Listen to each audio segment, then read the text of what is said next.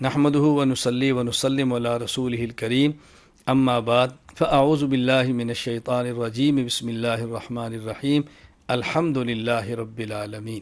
قرآن کریم سورہ فاتحہ اور 30 پاروں کا مجموعہ ہے۔ سب سے پہلی سورت سورۃ الفاتحہ ہے۔ اس سورت کا نام سورۃ الفاتحہ اس لیے ہے کہ الفاتحہ فتحن سے ہے، فتحن کا معنی ہے کھولنا۔ قرآن کریم کو اسی سورت سے کھولا گیا ہے، آغاز کیا گیا ہے، اس لیے اس کا نام سورۃ الفاتحہ ہے۔ اس سورۃ الفاتحہ کا دوسرا نام ام الکتاب ہے، اور اس کی اہم وجہ یہ ہے کہ سورۃ الفاتحہ پورے قرآن کریم کا خلاصہ ہے۔ قرآن کریم میں اللہ تعالیٰ نے 6 مضامین کو بیان فرمایا ہے۔ نمبر 1 توحید، نمبر 2 رسالت، نمبر 3 قیامت، نمبر 4 احکام، نمبر 5 ماننے والے، نمبر 6 نہ ماننے والے۔ اور ان تمام مضامین کو تفصیل سے 30 پاروں میں بیان فرمایا، اور اختصار کے ساتھ اس کو سورۃ الفاتحہ میں یوں بیان فرمایا: الحمد للہ رب العالمین الرحمن الرحیم، اس میں توحید کو بیان کیا۔ مالک یوم الدین، اس میں قیامت کو بیان کیا۔ ایاک نعبد و ایاک نستعین، اس میں احکامات کو بیان کیا۔ صراط الذین انعمت علیہم، اس میں رسالت اور ماننے والوں کو بیان کیا۔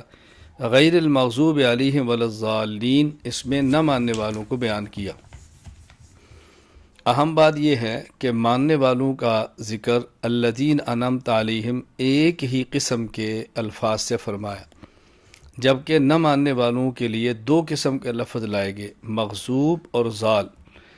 مغضوب جو گمراہ ضد اور انا کی وجہ سے ہو، اور ضال جو گمراہ جہالت کی وجہ سے ہو۔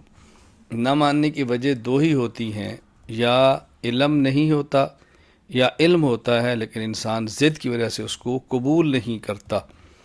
اللہ تعالی ہمیں صراط مستقیم پر چلنے کی توفیق عطا فرمائے۔ سورۃ البقرہ۔ البقرہ گائے کو کہتے ہیں، چونکہ اس سورت میں گائے کا قصہ بیان کیا گیا ہے، اس لیے سورت کا نام سورۃ البقرہ ہے۔ الف لام میم۔ الف لام میم کو حروف مقطعات کہتے ہیں۔ مقطعات مقطعاتن کی جمع ہے، مقطعاتن قطعن سے ہے، جس کا معنی ہے کاٹنا۔ چونکہ ان کو کاٹ کاٹ کے ایک ایک حرف الگ الگ پڑھا جاتا ہے، الف لام میم، اس لیے ان کو حروف مقطعات کہتے ہیں۔ ان حروف مقطعات کا معنی اللہ کی ذات کے علاوہ کوئی نہیں جانتا، اور ان کو قرآن کریم کے آغاز ہی میں لا کر یہ بتایا گیا ہے کہ قرآن کریم اسی کو سمجھ آتا ہے جو اپنی عاجزی اور اللہ کی طاقت اور قدرت کو تسلیم کرے۔ انسان اتنا عاجز ہے کہ قرآن کریم کی سب سے چھوٹی آیت جو 3 حروف پر مشتمل ہے، اس آیت جیسی آیت بھی لانے سے عاجز ہے۔ اس عاجزی کا اعتراف کریں گے، اللہ تعالیٰ قرآن کریم کے مضامین کو کھول دیں گے۔ الذین یؤمنون بالغیب ویقیمون الصلاۃ ومما رزقناہم ینفقون۔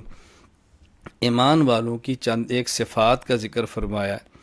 نمبر 1، وہ بغیر دیکھے اللہ تعالیٰ کی بتائی ہوئی چیزوں پر ایمان لاتے ہیں اور مان لیتے ہیں، جنت، جہنم، ملائکہ، خود اللہ تعالیٰ کی ذات۔ نماز کو قائم کرتے ہیں، پابندی سے نماز ادا کرتے ہیں، اور جو رزق اللہ نے ان کو دیا اسی رزق میں سے اللہ کے راستے میں خرچ کرتے ہیں۔ وَمِنَ النَّاسِ مَن يَقُولُ آمَنَّا بِاللَّهِ وَبِالْيَوْمِ الْآخِرِ وَمَا هُمْ بِمُؤْمِنِينَ۔ منافقین کے اوصاف کو ذکر کیا کہ وہ دھوکہ دیتے ہیں، زمین میں فساد کرتے ہیں، دل کی بیماریاں حسد، تکبر اور حرص کے اندر مبتلا ہیں، احکام الہی اور ایمان والوں کا مذاق اڑاتے ہیں۔ پھر اللہ تعالیٰ نے منافقین کی 2 مثالیں بیان فرمائی ہیں۔ وَإِذْ قَالَ رَبُّكَ لِلْمَلَائِكَةِ إِنِّي جَاعِلٌ فِي الْأَرْضِ خلیفہ۔ اس اللہ تعالیٰ نے آدم علیہ السلام کا خلیفہ اور زمین میں اللہ کا نائب ہونا بیان فرمایا ہے۔ انسان کے لیے بہت بڑا اعزاز ہے کہ اللہ تعالیٰ نے اس کو اجرائے احکام کے لیے زمین میں اپنا نمائندہ بنا کر بھیجا ہے۔ یا بنی اسرائیل اذکروا نعمتی التی انعمت علیکم واوفوا بعہدی اوف بعہدکم ایای فرہبون۔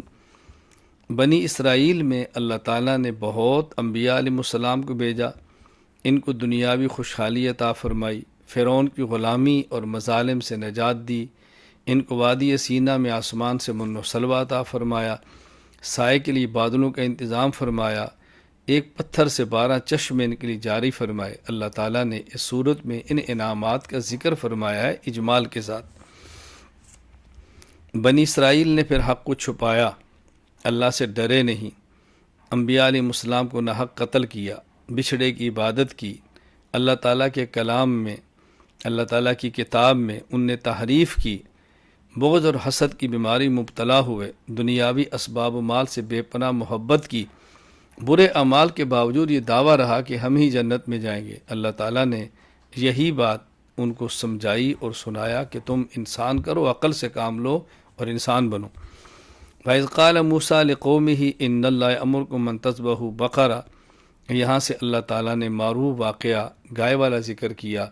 بنی اسرائیل میں شخص قتل ہو گیا، قاتل کا پتہ نہیں چلتا تھا، موسیٰ علیہ السلام سے درخواست کی گئی، ان پر وحی آ گئی کہ گائے ذبح کریں، پھر انہیں بہانے لگائے گائے کا رنگ کیسا ہو، گائے کی عمر کیسی ہو بتایا گیا، اور ان نے گائے کو ذبح کیا۔ ذبح شدہ گائے کا ایک ٹکڑا مقتول کے ساتھ لگایا، اللہ تعالی نے مقتول کو زندہ کیا اور اس نے بتایا کہ میرا فلاں قاتل ہے۔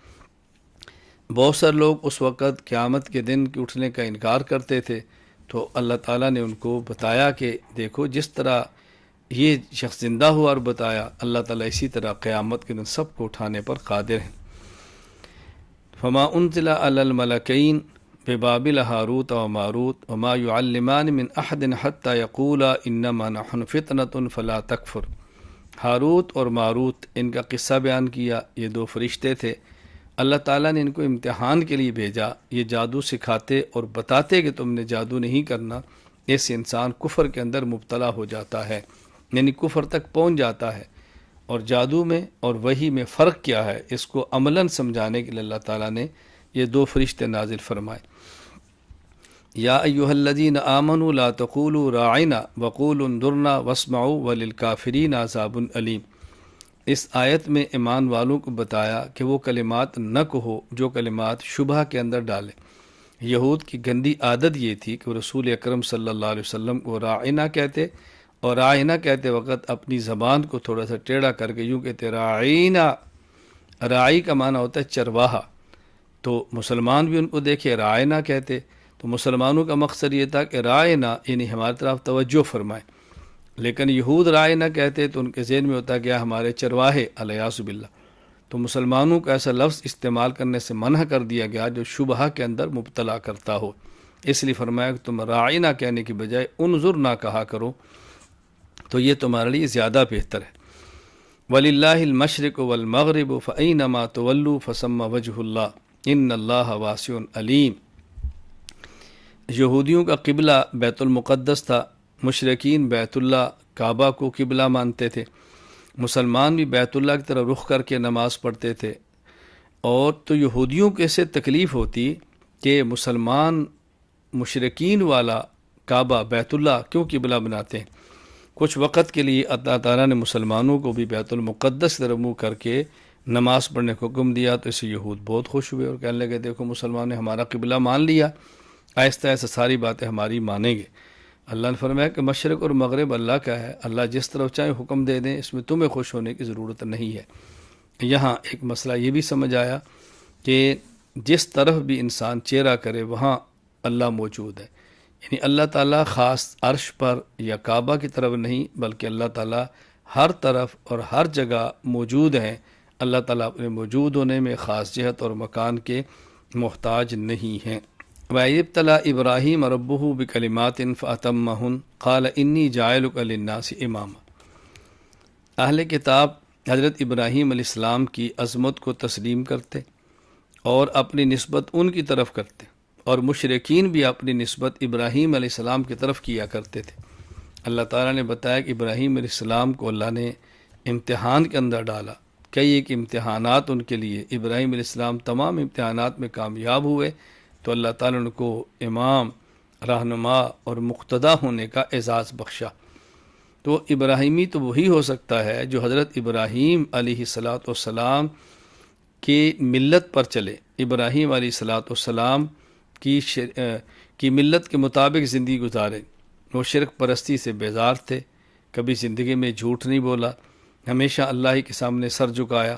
تو تم بھی اسی طرح کرو اگر تم ابراہیمی ہو، تو یہ درس دیا گیا۔ فَإِنْ آمَنُوا بِمِثْلِ مَا آمَنْتُمْ بِهِ فَقَدِ اهْتَدَوْا۔ اس آیت کریمہ میں صحابہ کرام کا بطور خاص ایمان میں معیار حق کو نہ بتایا گیا کہ صحابہ کرام معیار حق ہیں، عقائد میں، ایمان میں، اعمال میں بھی معیار حق ہیں۔ اس کا ذکر آگے پارہ نمبر 11 کے اندر آئے گا۔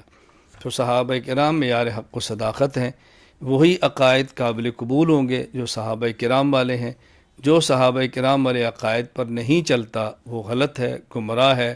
صحابہ کرام والے عقائد کو اپنانا بے حد ضروری ہے۔ اللہ تعالی ہمیں صحابہ کرام رضی اللہ تعالی مجمعین کے تمام عقائد اپنانے کی توفیق عطا فرمائے۔ وآخر دعوانا ان الحمد للہ رب العالمین۔